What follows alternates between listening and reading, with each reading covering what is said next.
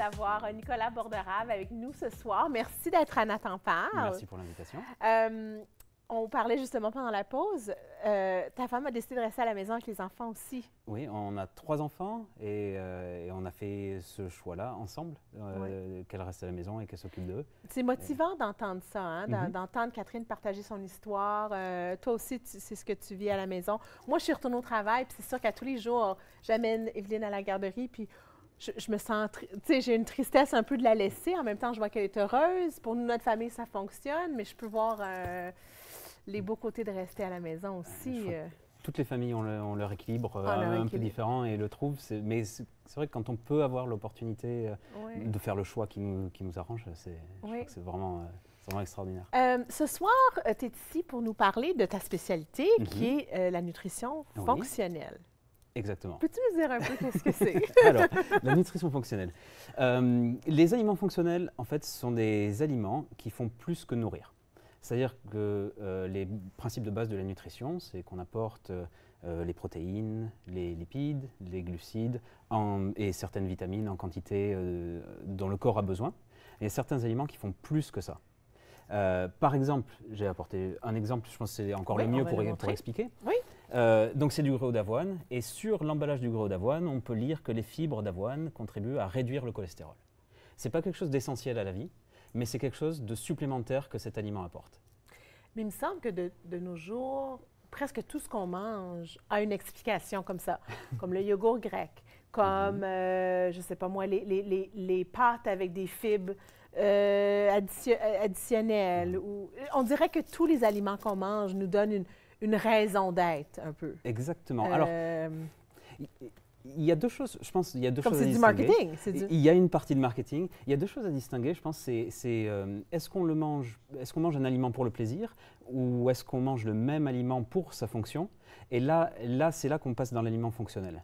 Par exemple, dans les épinards. Dans les épinards, il y a énormément de composés antioxydants qui se rapprochent de la vitamine A. Si on mange des épinards avec une vinaigrette, pour le plaisir, on a une salade d'épinards avec une vinaigrette.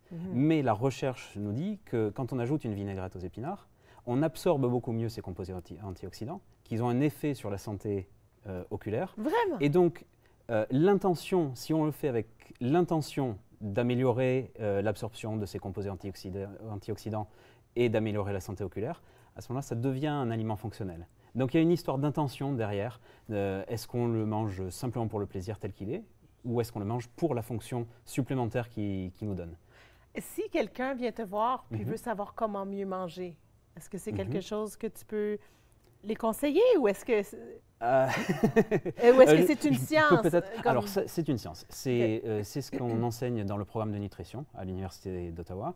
Moi, j'enseigne une partie qui est la science des aliments et aussi des méthodes de recherche, c'est-à-dire on aide les étudiants à comprendre comment sont faits les aliments, leur composition, comment sont faits par la nature ou comment sont faits quand on les produit? C'est comment est-ce qu'on passe du produit de la nature au produit qu'on trouve dans une épicerie. Voilà. Et ça aide ces étudiants. En fait, ces étudiants sont les futurs diététistes qu'on va trouver un peu partout. Et donc, on a besoin de les aider à comprendre les principes de base de la nutrition, les principes de base de physiologie, de santé, mais aussi on a besoin de leur apprendre que sont les aliments, comment est-ce qu'on les retrouve dans les épiceries, de manière à ce qu'une fois qu'ils sont des professionnels, des diététistes professionnels, ils puissent aider leurs patients, aider leurs clients à faire les bons choix. OK. Voilà. Alors là, la conférence, c'est l'alimentation fonctionnelle qui se passe le 22 février. Le 22, oui. Le 22 février. Donc, la conférence, c'est pour les nuls. Alors, on n'a pas besoin d'être un étudiant ou d'être diététicien ou diététicienne. On peut ne pas avoir de connaissances en nutrition. Et à quoi est-ce qu'on peut s'attendre à apprendre? Alors, je serai le premier des nuls là-dedans. C'est vraiment… le but de la conférence, en fait, c'est de comprendre, particulièrement autour des aliments fonctionnels, comment est-ce qu'ils arrivent dans nos épiceries.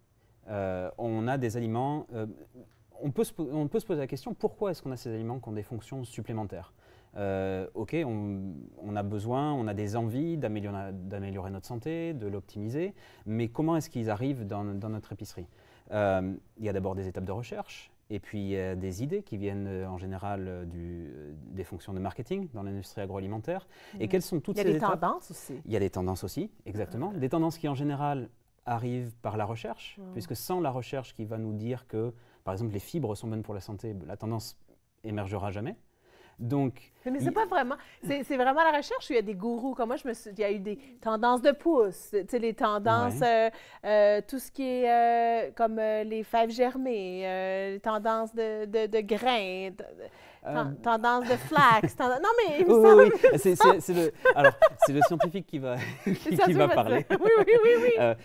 Je crois que ça part toujours de quelque chose de solide et fondamental, de la recherche scientifique. Oui. Et par moments, je crois qu'il y a des choses qui résonnent tellement avec les besoins du consommateur qu'il s'en empare et ça devient une mode, une tendance. Oui. Par exemple, je sais qu'on a fait de la recherche sur la satiété et l'énergie. Et on sait par ailleurs qu'il y a énormément de consommateurs qui, sur les coups de 11h, 11h30 ou un petit creux, ils auraient envie de manger pour faire le pont jusqu'au repas de midi. Et donc, quand on parle de satiété et d'énergie, ça résonne avec ces consommateurs et ça crée un besoin. Et quand il y a de la recherche qui va avec ça, les consommateurs viennent et disent « Qu'est-ce que vous pouvez faire pour nous ?» Alors, c'est quoi la solution? On peut faire plein de choses. Mais justement, ça va être l'objet de la conférence. Qu'est-ce qu'on fait pour partir de cette recherche pour arriver à un produit tangible qui va vraiment apporter les effets qu'on veut dans les épiceries? Parce qu'il y a un espace qui est énorme entre la recherche de laboratoire qu'on fait à l'université et ce produit qui va arriver dans l'épicerie. Quels sont les exemples d'aliments fonctionnels les plus populaires qui te viennent en tête? Alors, les aliments fonctionnels les plus populaires, les yaourts aux probiotiques pour la santé intestinale. Qu'est-ce qu'on peut avoir encore? Le gruau d'avoine. Alors, je ne sais pas si c'est vraiment très populaire, mais j'ai un énorme biais. J'ai travaillé pour une marque assez connue qui fabrique du gruau d'avoine. Et donc j'ai ce biais-là, mais c'est vraiment un aliment fonctionnel à part entière. Les margarines à base d'oméga 3, par exemple, qui vont aider à réduire le cholestérol. Tout ça, ce sont des exemples de... Vraiment, mieux de la margarine que du beurre? Pas forcément, mais c'est un des aliments par lesquels on a pu apporter une fonction supplémentaire. OK. Un autre aliment fonctionnel où on ne pense pas forcément, c'est les boissons énergisantes, comme le Red Bull, qui ont cette fonction d'apporter de l'énergie. Si on le regarde d'un point de vue strictement nutritionnel, ils apportent du sucre et de l'eau.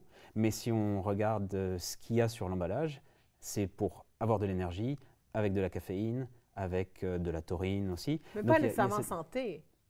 Pas nécessairement. Okay. Pas nécessairement. Il y a un vieil adage qui dit c'est pas le produit qui fait le poison, c'est la dose qui fait le poison. Ah oui, alors tout en modération. Tout en modération. OK. Merci beaucoup d'avoir été là, Nicolas. Merci beaucoup. On apprend déjà beaucoup. Si on veut venir te voir le 22 février, ça se passe où et à quelle heure? Alors, le 22 février, la conférence se passe à l'Université d'Ottawa et toutes les informations sont sur le site du Consortium national des formations en santé, où on peut retrouver toutes les informations pour nous rejoindre. Merci beaucoup et bon succès à la conférence. J'espère qu'il va y avoir beaucoup de participation. Merci beaucoup pour l'invitation. Adorable. Merci beaucoup. Restez là après la pause. Je suis avec Nathalie Arsenault. On parle de la méthode 30-30. Soyez là.